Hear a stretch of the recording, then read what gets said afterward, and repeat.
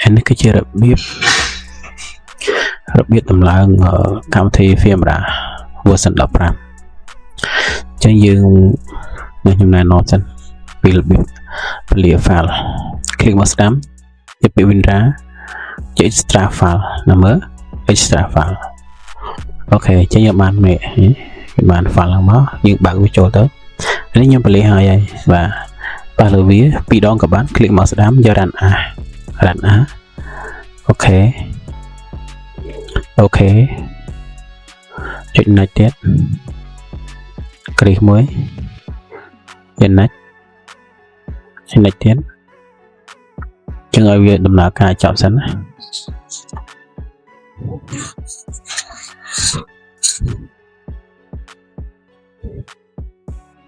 រួចចាំមួយ plate នេះអូខេវាធ្លាក់ file មកយើងណា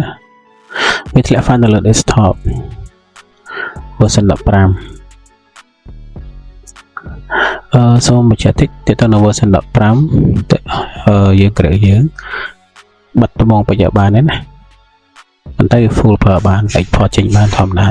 អានេះយើងលេងមួយ Gmail ហើយក៏បាននៅពេលក្រោយក៏បានដែរបាទយើងចាប់យើងជាមួយ Gmail យើងអូតូទៅដល់ឲ្យ sign up មួយ Gmail account មកវាសិនបាទអូខេ successful ចឹងយើងខ្វាយវាសិនយើងបាត់ហើយសិនលិន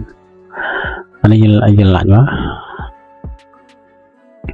ឲ្យវាដំណើរការស្រួលសិនចាំយើងខ្វាយវាសិននិយាយទៅឲ្យវាដំណើរការកម្មវិធីវាឲ្យអស់រួចហើយចាំយើងបិទកម្មវិធីវាកំណត់សារជាថ្មីអានេះវាបង្ហាញការណែនាំការប្រើប្រាស់វាឲ្យ export វីដេអូមួយអញ្ចឹងណាឲ្យទី effect មួយដាក់តែខ្ញុំបិទទាំងអស់ខ្ញុំបិទចោលទៅវាសួរទៅតាមវាខ្វែងបិទចោលហ្មងណា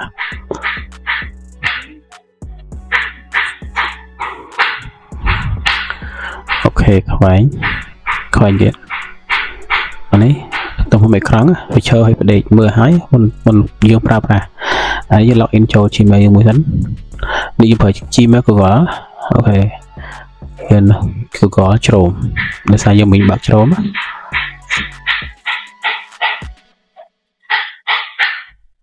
គ្រាមួយមកបើក file ខ្វែងយ៉ាងនេះចេញ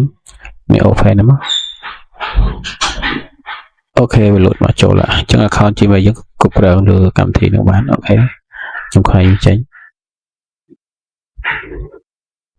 ខ្ញុំធ្វើការបើក Crack copy file Crack មាន5 file ឡើងដាក់ចូលក្នុងនៅក្នុងនេះកម្មវិធីវា click មកស្ដាប់យកពីopen file ផាសទៅលើ folder មានលេខ15 version វាផាសកុំឲ្យផាសចូលក្នុង folder ផាសក្រៅយើងគ្រីសមកផ្លេចអស់អូខេខ្វែង folder ចេញអូខេខ្ញុំមីលម៉ៃចាស់សិនខ្ញុំអូវាទុកដុំបាទខ្ញុំកំណត់វាហើយកំណត់ទៅលើកម្មវិធី Windows Defender កាលពី